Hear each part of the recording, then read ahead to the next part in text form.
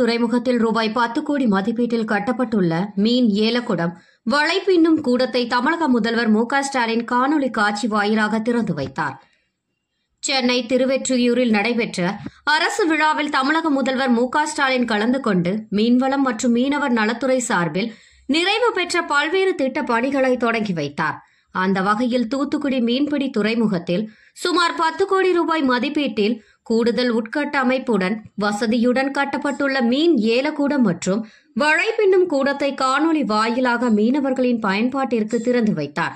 இதைத் தொடர்ந்து தூத்துக்குடி மீன்பிடி துறைமுகத்தில் நடைபெற்ற நிகழ்ச்சியில் தூத்துக்குடி மாவட்ட ஆட்சித்தலைவர் இளம் பகவத் கலந்து கொண்டு கல்வெட்டை திறந்து வைத்து மீன் ஏலக்கூடம் மற்றும் வளைப்பின்னும் கூடத்தை பார்வையிட்டார். இதுபோல் திருச்செந்தூர் அருகே உள்ள மணப்பாட்டில் நீடிக்கப்பட்டுள்ள தூண்டில் வளைவினை மீனவர்களின் பயன்பாட்டிற்காக கொண்டு வரப்பட்டது.